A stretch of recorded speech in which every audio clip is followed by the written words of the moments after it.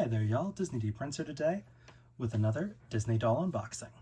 Today we have got the signature dolls from the Descendants Rise of Red. These are some of the main characters. We've got Red, we've got Chloe Charming, and we've got Bridget. Now they did also make an Ella doll, which is the young version of Cinderella's, or Brandy's Cinderella. But unfortunately, it did not somehow make it wide release to the US. So I'm hoping that I can pick up that character with the next movie that's slated to come out in 2026. Because for some reason, she only showed up in Amazon Canada and Toys R Us Canada, and they won't ship here, and that's a whole other ordeal, and I'm not overpaying for a $25 doll. So these dolls did retail for $24.99. They have all dropped down in price to about $17 now. So they are a little bit more readily available. They do have some pretty fun fashions. So we're going to unbox them and take a look.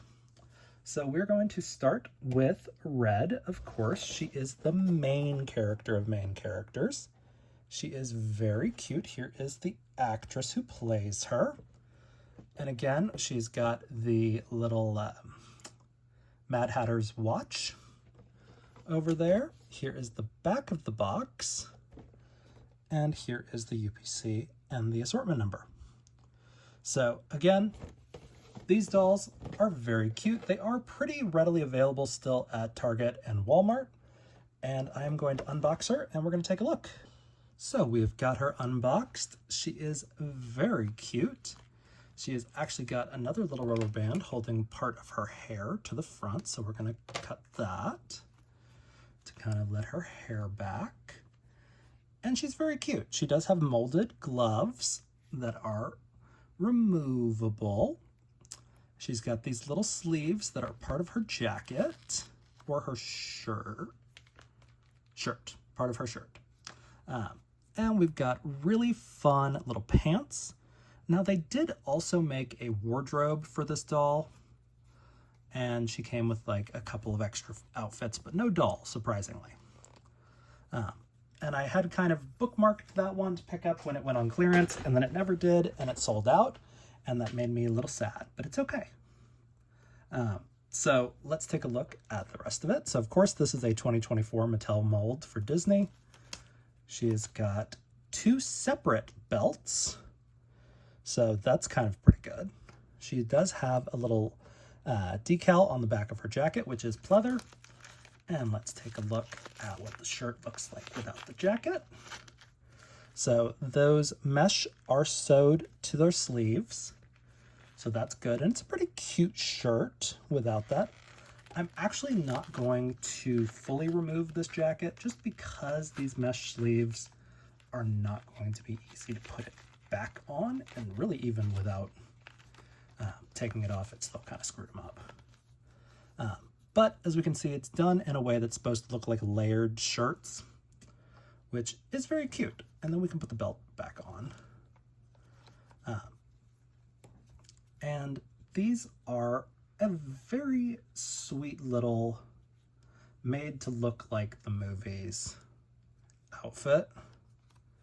So I'm not mad about this, because they put some pretty good detail in here. And the Disney Channel movies generally have really complicated outfits because they make all of these fashion pieces for all of these movies usually. So pretty good. They do have little pocket flaps on her jacket, not actual pockets. These pants do have some Velcro. The back of the shirt, as we saw, has Velcro. Here's what the shoes look like. And like Uliana and Uma, these dolls do have pretty decent articulation. They have hips, they have knees, they have elbows, they have wrist, and they have shoulder joints. So overall, pretty decent, what I would say like basic articulation is. And I'm okay with that. I am good with that when it comes to Disney dolls. My whole Disney collection is not made to move because I would break the bank trying to find something like that. And you know, I think what I'm actually going to do with this hourglass is put it on one of her belts, because her gloves make her hands so bulky that I think it's actually going to be better off just kind of hanging on like the corner of the belt as an accessory like that. So she looks pretty good. I'm not mad at that. Do I need to wash her hair a little bit because she has got all of that gel buildup in her hair? Yes. But overall, she looks pretty good. Her hair is crimped, so if you wash it, you are going to lose a little bit of that styling. Just be aware, if you do it in cold water, you can kind of keep that losing of the crimping to a minimum. Don't use hot water when you're trying to maintain a style. Now we're going to move on to Chloe Charming, the daughter of Prince Charming and Cinderella.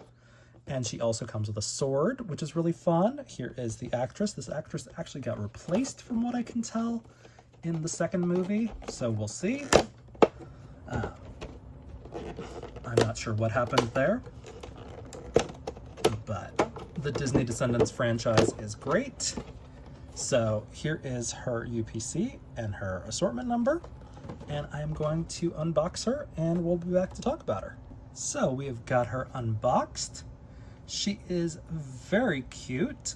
She has got a little filigreed jacket that is done in like a tufted brocade almost. She also has the little fingerless gloves that does accommodate her sword actually going onto her fingers, but if you want a better fit with that, I would say remove the glove and then put the sword on with the rubber band. She also has the standard articulation. She is on a bit of a curvier body than Red, which is great. She has also got different shoes that are like sparkly Cinderella Doc Martens. And I love the ribbon detailing here on the pants. The pants do have elastic, so does the shirt. As we can see, the shirt is a sleeveless, so you don't have to worry about that quite so much. She, of course, has a 2024 sculpt. These are the actresses' likenesses. And they do a decent job with it. It's not perfect, but for a decom, I'm okay with this. The running gag is that her hair changed in every scene, the continuity of her hairstyle. But kids don't notice that. I'm okay with that, you know, because first and foremost, these movies are for kids, you know, to enjoy and to love. So very cute. I like that there's body diversity in the dolls, especially when it's for a movie lineup like this. Mattel is kind of going above and beyond when it comes to that. But it also does make swapping clothes a little bit harder. But very, very cute. And I like her face a little bit more than I like Red's, because Red's eyes look like they are wide, wide open. So, very cute. Again, this is a $24.99 doll, down to $17 at most places now. So, if you want her, pick her up. She's cute, she's worth it. And moving on to last but not least, Bridget. This is the Queen of Hearts before she goes wicked. And she is very, very cute, coming as a Wonderland transfer student. She's kind of been the breakout favorite from this movie, from what I can tell, because they did a whole second lineup where they gave her a singing doll and one of the potion dolls. So, kind of confusing, but also nice. And again, there was no love in a second lineup for Ella. So, here is the back of the box. Very cute. They even call her Young Queen of Hearts. Here is the UPC and the assortment number, and I will be right back with her unboxed. Okay, we have got her unboxed, and she has probably the most like universally cutesy outfit. But as we can see, she has got this very fun little blazer with flowers on it and frilly little cuffs, and again a frill at the edges. She has got a dress that is not done all the way around. That is a little disappointing, considering they did give us so much detail here. They even gave us a second fabric underneath, which is actually a third fabric for this dress. But that's okay. I kind of expected it because this part was covered by the jacket, but it's okay. The belt is its own piece. She does get a necklace that is pretty decently cute. Her hairstyle is a little bit more gelled in which is fine. And she is also a 2024 mold. She does have these cute little tights that are just elastic tights that go up there. And she is very sweet, and she's got these cute little red boots.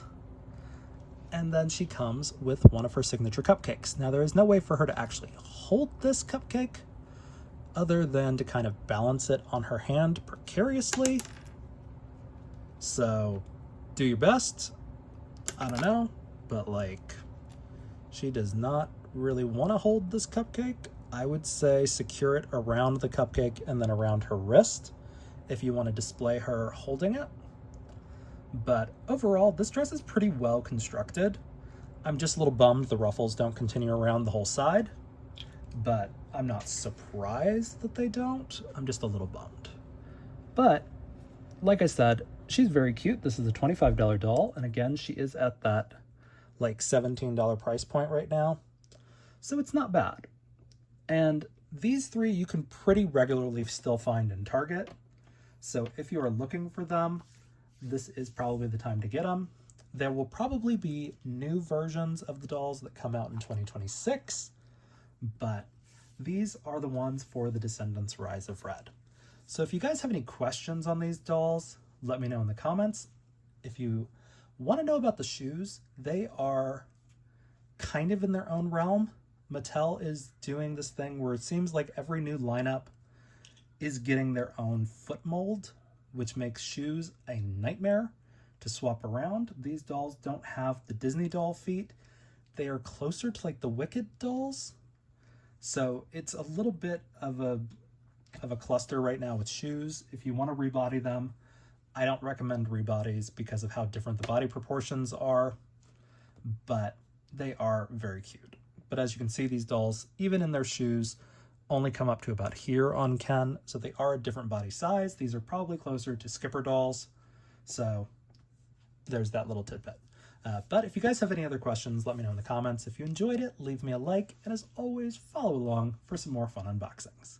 All right, y'all, be good. Bye.